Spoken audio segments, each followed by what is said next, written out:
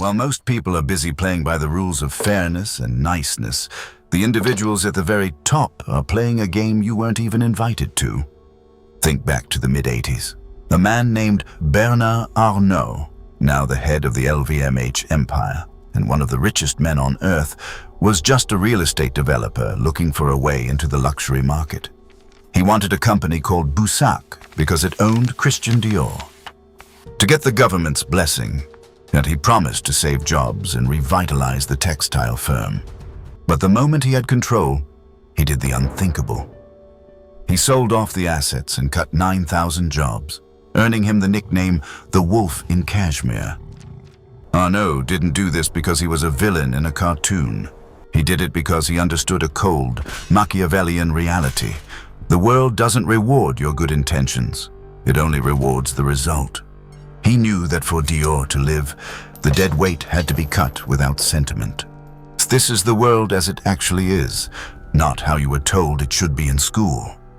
If you want to move from the sidelines into the arena where the top 1% operate, you have to strip away the illusions.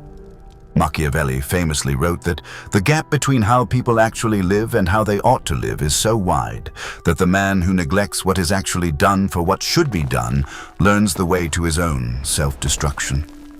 To ensure you don't destroy yourself, that we are going to look at the first set of laws that govern the elite. The first truth is that pain is the price of power. We live in a culture that tries to sell you painless growth, but that is a lie designed to keep you weak and buying products. Progress is a violent process. Think of the late Kobe Bryant. While his competitors were sleeping, he was in the gym at 4 a.m., day after day, year after year. He didn't just tolerate the physical pain, he hunted it. And he understood that authority over your craft requires a payment in discomfort that most people simply refuse to wire. In Machiavelli's world, this is called virtù.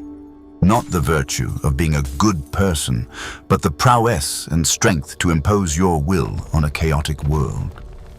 Every form of leverage you see in a high performer was bought with a currency of rejection and sustained effort. If you try to negotiate this price or look for a discount, you've already lost. Most people see pain as a sign to stop, but for the elite, it is data. It's the proof that you are finally operating at the edge of your capacity. If you want an easy life, you are choosing stagnation. If you want the life of a leader, you must accept that misery is the entry fee. The second truth is to be content but never satisfied. There is a story about Julius Caesar that perfectly captures this. While traveling through Spain, he came across a statue of Alexander the Great and started to weep. When his friends asked why, he said that by his age, Alexander had already conquered the world, while he had done nothing memorable.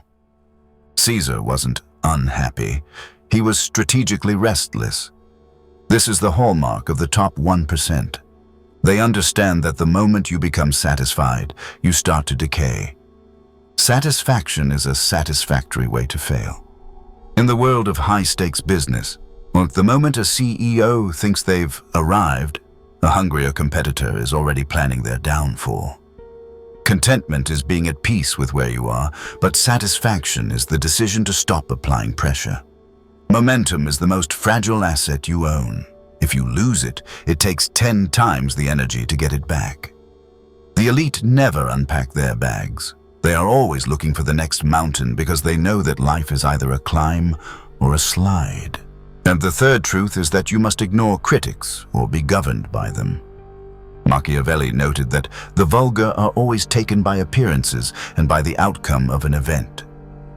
The average person has a vested interest in your failure because your success proves that their own laziness was a choice. When Jeff Bezos first started Amazon, the smart money laughed. They called it Amazon.toast and mocked the idea of selling books online. Well, if Bezos had listened to the critics who had never built anything, he'd be a middle manager today. You have to realize that criticism is often just a form of self-defense for the mediocre. If you allow the opinions of people who don't have the results you want to influence your moves, you are voluntarily becoming their subject. You are handing them the crown to your life. Take advice only from those who are already standing where you want to be. Everyone else is just noise. Before we move on to how the elite use the power of elimination to dominate their fields, I want you to take a second to reflect.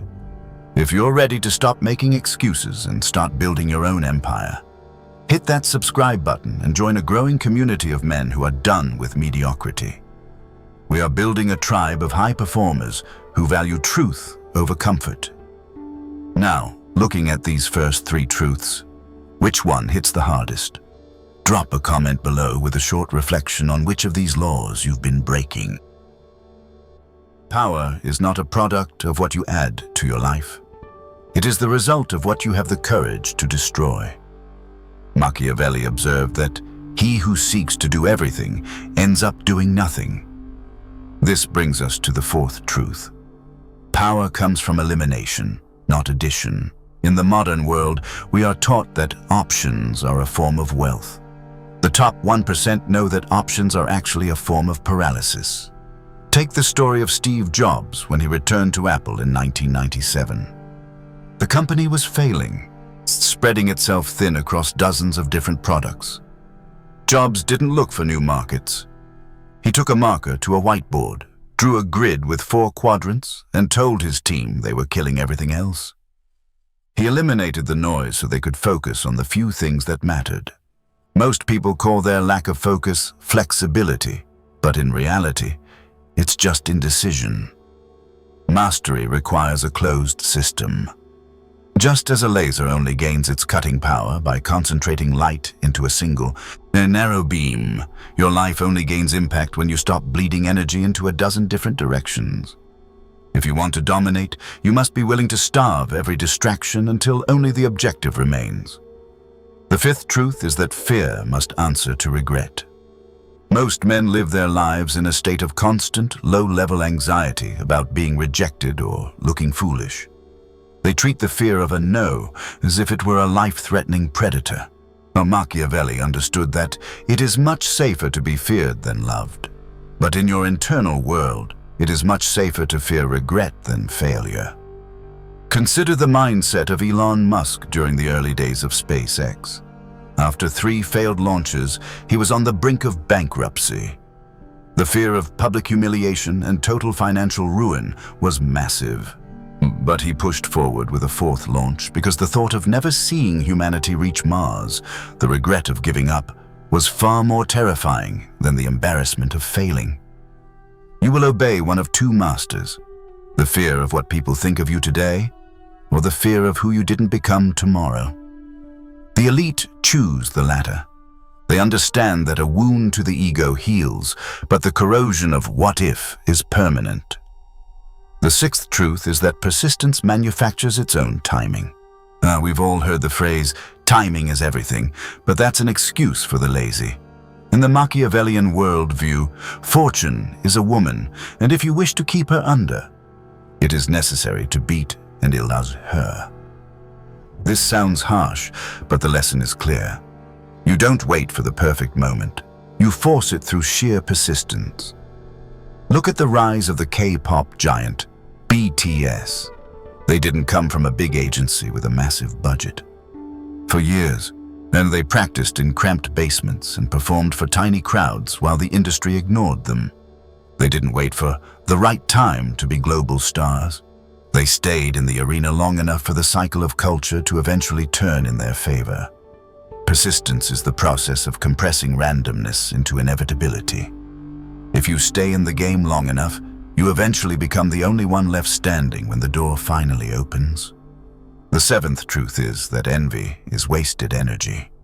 Effort is a weapon. In the courts of the Renaissance, envy was the poison that brought down empires. Today, it's the poison that keeps men broke. Most people look at the top 1%, the luxury cars, the influence, the freedom, and they feel a sting of resentment. They call the game rigged because it's easier to complain than to compete. But envy is a passive decay. It gives you the illusion of being involved in the game while you're actually sitting in the nosebleed seats. Instead of envying the outcome, the elite analyze the inputs. When they see a rival winning, they don't wish for that person to lose. They study the strategy. They convert that heat into labor. As Machiavelli noted, a wise prince should always follow the paths beaten by great men. Use your envy as a compass to show you what you truly desire, then get to work. We've covered how to concentrate your power and manage your internal fears. But none of this matters if you can't handle the friction of the real world. I want to see how many of you are actually paying attention. Comment the word "focus" below to lock in the idea of elimination over addition. This simple act of typing it out helps transition your brain from passive watching to active commitment. Once you have learned to concentrate your focus, you must face the friction of human interaction. This brings us to the 8th truth. Hard conversations are the gatekeepers of power. Most people live in a state of perpetual stagnation because they are terrified of social friction. They prioritize being liked over being respected, which is a strategic error of the highest order. Machiavelli famously argued that while it would be best to be both loved and feared, if you must choose one, it is much safer to be feared. In a modern context, this doesn't mean being a tyrant. It means being someone who is willing to speak the uncomfortable truth to get a result. Think about Reed Hastings, the co-founder of Netflix. He built a culture of candor, where avoiding a difficult conversation about someone's performance is actually seen as an act of betrayal to the company. He understood that the longer you wait to address a misalignment, the more it costs you in momentum and capital. If you fear the short-term sting of a blunt conversation, you are choosing the long-term rot of a failing enterprise. You are paying a tax for your desire to be comfortable, and that tax is your potential. The 9th truth is that endurance is the skill that makes all others relevant. Talent is common. The will to stay is rare. Machiavelli noted that many leaders fail not because they lack a good plan, but because they lack the spirit to withstand the inevitable reversals of fortune. Now consider the story of James Dyson. He spent 15 years and created 5,127 failed prototypes of his vacuum cleaner before he finally found the one that worked. Most people would have quit after the first 100 failures, interpreting the struggle as a sign that they were unlucky. The elite don't view endurance as a burden. They view it as a filter. They know that every day the task remains difficult. 1,000 competitors are dropping out of the race. Endurance is the quiet, was unglamorous ability to remain functional when the initial excitement has long since evaporated. If you can outlast the boredom and the pressure, you will eventually find yourself alone at the finish line simply because everyone else went home. The 10th truth is that results are the only currency that matters. The world is full of people with valid excuses. Their childhood was rough, the economy is down, or the timing was off. While these things may be true, they are strategically irrelevant. Reality does not issue participation trophies for effort. It only rewards outcomes. Machiavelli admired Cesare Borgia, not because he was a nice man, but because he was effective. When Borgia took over the chaotic region of Romagna, he used ruthless methods to establish order. And once the result, peace and stability, was achieved, the people followed him. In the high-stakes world of the top 1%, no one cares about your intentions. When a venture capitalist invests in a startup, they aren't paying for the founder's hard work. They are paying for a return on investment. If you find yourself saying, "I did my best," you are negotiating with your own mediocrity. The elite have a different command. Do what is required. Once you produce the result, your past disadvantages become part of your hero's journey lore. If you fail, those same disadvantages are just footnotes in a story no one reads. The 11th truth is that the hard way is the only way that works. We live in an era of hacks and shortcuts, but anything that can be achieved through a trick can be taken away by someone with a better trick. Real power is built on things that cannot be faked. This is why the top 1% often choose the path of most resistance. They understand that the difficulty is the very thing that protects the value of the prize. If it were easy to build a billion-dollar company or a world-class physique, everyone would do it, and the achievement would be worthless. So Machiavelli advised that a prince should always be prepared for the worst-case scenario, choosing the hard path of military preparation over the easy path of relying on others. In your life, the hard way usually means the boring way. The daily repetition, the unsophisticated labor, and the refusal to look for a magic pill. Difficulty is the system's way of filtering out the weak. When you encounter resistance, don't ask how to make it easier. Ask how to make yourself stronger so the resistance no longer matters. Before we move into the final phase of breaking the psychological chains of blame and shame, I want you to take a moment of honest reflection. Many of us avoid the hard way because we are afraid of what it will demand of us. I want you to share a reflection in the comments. What is one hard conversation or hard task you've been avoiding lately that you know is the key to your next level of growth? Just putting it into words can be the first step toward taking ownership. The most subtle way you surrender your destiny is through the act of pointing a finger. This leads us to the 12th truth. Never surrender your power through blame. Machiavelli argued that while half of our actions might be governed by fortune, the other half is left for us to direct through our own virtue. When you blame your upbringing, the economy, or a backstabbing partner, you are essentially handing them the keys to your future. You are saying, "This person or event has more authority over my life than I do." Consider the story of Larry Ellison, the founder of Oracle. Early in his career, he was fired from multiple jobs and faced constant setbacks. He didn't spend his time narrating the injustice of his situation. He took total ownership of his technical skills and his aggressive sales tactics. He understood that being right about someone else's fault doesn't move the needle. Only ownership does. While the elite don't deny that the past was unfair, they simply refuse to let the past have a vote on what they do next. Blame is a leash. If you want to be free, you have to cut it. The 13th truth is that you must choose rejection now or regret forever. Most men spend their lives building a cage out of other people's opinions. They call it playing it safe or being realistic, but it's actually a slow form of suicide. Machiavelli famously wrote that, "It is better to be impetuous than cautious, for fortune is a woman." This isn't just about being reckless. It's about the understanding that the sting of a no is loud and temporary, while the weight of an unlived life is silent and permanent. Look at the early days of Sarah Blakely, the founder of Spanx. She spent years being laughed out of law offices and hosiery mills. She was rejected by almost everyone she pitched to. But she feared the idea of staying a fax machine salesperson forever, more than she feared the embarrassment of a failed pitch. Greatness filters for those who can withstand the public sting of being told they aren't good enough. If you aren't being rejected, you aren't playing a big enough game. The 14th truth is that consistency outlasts talent every time. Talent is a multiplier, but consistency is the base. If your base is 0, your talent doesn't matter. The world is littered with gifted individuals who are currently working for people who are simply more disciplined than them. Machiavelli noted that men are so simple, that he who seeks to deceive will always find someone who will allow himself to be deceived.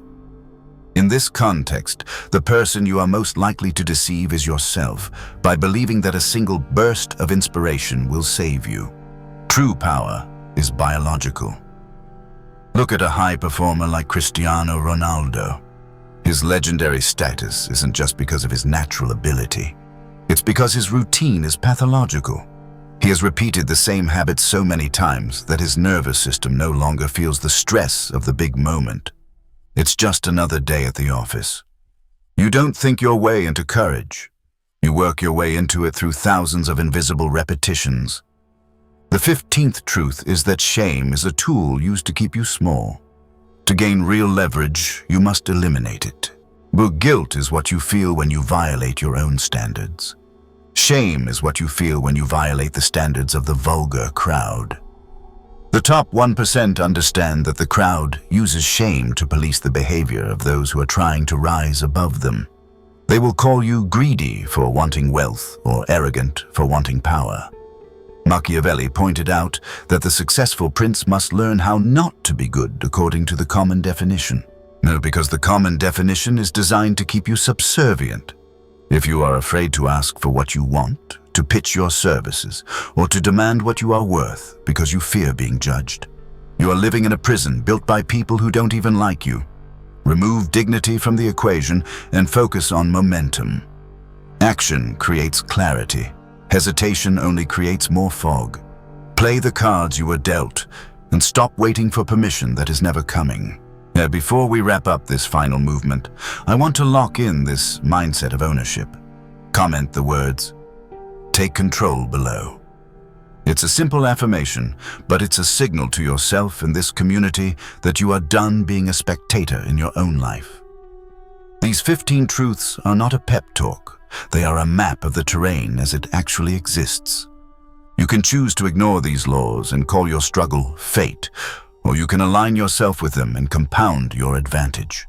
History doesn't care why you failed. It only records who survived and who took command. If you're ready to stop negotiating with your own potential and start executing with Machiavellian precision, subscribe to the channel and join our community of high performers. We are a tribe of men who understand that power is never granted. It is assumed, exercised, and defended. The world is already moving. You can either move with intention, or you will be carried away by the current of someone else's ambition. The choice is yours.